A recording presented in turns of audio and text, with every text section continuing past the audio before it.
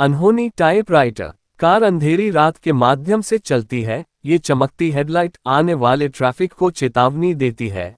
रमेश ने इंजन को और एक्सेलरेट किया। कार की गति काफी तेज हो गई, ऐसा लग रहा है मानो वो हवा में उड़ रही हो। 800 हॉर्स पावर की मक्लारेन M12 एक तेज रफ्तार कार है जिसने 1960 के दशक में अनगिनत रेस जीती है। रमेश की ये मनपसंद कार उसे उसके दोस्त हेनरी ने बेची है। रमेश को कारों का बहुत शौक है। उसके बड़े से बंगले के बड़े से गराज में पहले से ही उसके मक्लारेन कलेक्शन की कई गाड़ियां मौजूद है। रमेश के पिता एक सफल बिजनेसमैन है। इंग्लैंड में उनके पास यहां अरबों की संपत्ति है। रमेश उनका इकलौता लड़का है और मैं हूं जेनिफर ब्राउन, रमेश की मंगेतर और होने वाली बीवी। हम दोनों ने 2 साल पहले ही सारे परिवार वालों की उपस्थिति में सगाई कर ली। मैं लंदन की रहने वाली हूं। मेरा भी पारिवारिक बिजनेस है जिसे मेरे पिता और भाई चलाते हैं। हम लोग इंग्लैंड के दौरे पर निकले हैं काफी दिनों के बाद।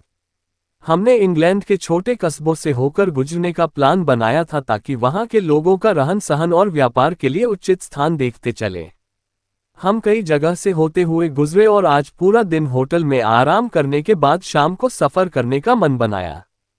थोड़ा धीरे चलाओ रमेश, कहीं कोई गाड़ी के नीचे न आ जाए, मैंने रमेश की ओर देखते हुए कहा।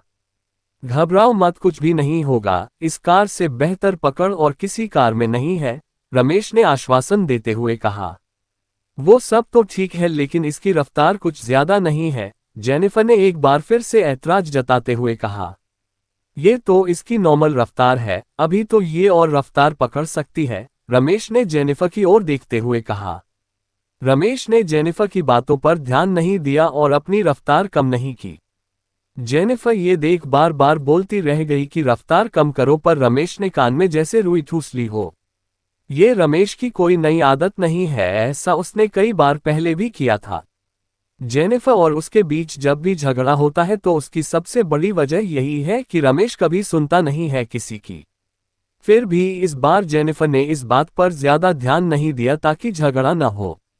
सफर लंबा और थकाने वाला था। दोनों बीच में बोर न हो इसलिए एक दूसरे से किसी न किसी विशेष मुद्दे पर चर्चा करते जा रहे थे। तभी रमेश ने जेनिफर की ओर देखते हुए कहा, अच्छा जेनिफर, वो वाली कहानी सुनाओ न जो तुमने कॉलेज टूर पर हमारे दोस्तों को सुनाई थी। रास्ता लंबा है और इसे काटने के लिए कोई न कोई बातचीत तो होनी ही चाहिए। तुम्हारी कहानी सुनकर मुझे नींद भी नहीं आएगी और सफर भी आसानी से कट जाएगा, रमेश ने जेनिफर से अनुरोध किया और उसके अनुरोध को जेनिफर ठुकरा न सकी। ठीक है, मैं कहानी सुनाने को तैयार हूं, लेकिन मेरी भी एक शर्त है, अपने कार की स्पीड थोड़ी कम कर दो ताकि मेरी घबराहट थोड़ी कम हो जाए और मैं तुम्हें आराम से कहानी सुना सकूं, जेनिफर ने मौके का फायदा उठाते हुए रमेश से कहा। रमेश उसकी बात मान गया और उसने अपनी रफ्तार कम कर ली। ये देख जेनिफर के जान में जान आए और उसने अपनी कहानी को सुनाना शुरू कर दिया।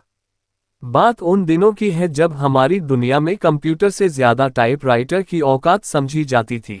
हर सरकारी महकमों में उसकी इज्जत कंप्यूटर से कम न थी। लोग शॉर्ट हैंड टाइपिंग का कोर्स करने में खुद की इज्जत महसूस करते थे। उन्हीं दिनों एक लड़का जिसका नाम चार्ल्स था खुद को एक महान लेखक के रूप में दुनिया के सामने प्रकट करना चाहता था। उसका एकमात्र सपना यही था कि वह अपने को एक लेखक बनता हुआ देखे। इसके लिए उसने काफी मेहनत की। वह दिन में काम करता और रात को पढ़ाई करता था। इस तरह से उसने अपनी शिक्षा पूरी की थी। इसी तरह मेहनत से एक एक पाई जमा करके उसने अपने लिए एक सेकंड हैंड टाइपराइटर खरीदने का फैसला किया। उसने अब तक काफी पैसा इकट्ठा कर लिया था। वह एक दिन पुराना टाइपराइटर खरीदने के लिए बेकर स्ट्रीट की पुरानी दुकान पहुंचा जो पुरानी एंटीक सामानों की खरीद और बिक्री के लिए मशहूर है। उसने वहां कई टाइपराइटर देखे पर उनमें से उसे कोई भी नहीं जमा। अंत में उसकी नज़र दुकान के एक कोने में रखे पुराने टाइपराइटर पर पड़ी, जो देखने में तो पुराना था पर उसमें एक अजीब सा आकर्षण था और उसी आकर्षण ने चार्ल्स को भी अपनी ओर खींच लिया। चार्ल्स ने उसे एक ही नज़र में पसंद कर लिया था, इसलिए उसने उस टाइपराइटर को उठाया और सीधा काउंटर की तरफ बढ़ गया उसका सौदा तय करने के लिए। दुकान के मालिक से उसका सौदा तय होते ही चार्ल्स ने खुशी से उसका मूल्य चुकाया और उसे लेकर अपने अपार्टमेंट की ओर बढ़ गया। चार्ल्स की खुशी का ठिकाना नहीं था। एक तरफ उसने इतनी मेहनत करके पैसे जोड़े थे और अगर उन पैसों से जरूरत का सही सामान न मिले तो क्रोध आता है। लेकिन चार्ल्स को इस बात से निराश नहीं होना पड़ेगा क्योंकि उन्हीं पैसों से एक काम का सामान घर आया है, इस बात की खुशी थी उसे। दूसरी ओर वह अपने मन में ये भी सोच रहा था कि इस टाइपराइटर से वह सबसे पहले किसकी कहानी लिखेगा और क्या लिखेगा। चार्ल्स मन ही मन ये सब कुछ सोचकर काफी उत्सुकता का अनुभव कर रहा था।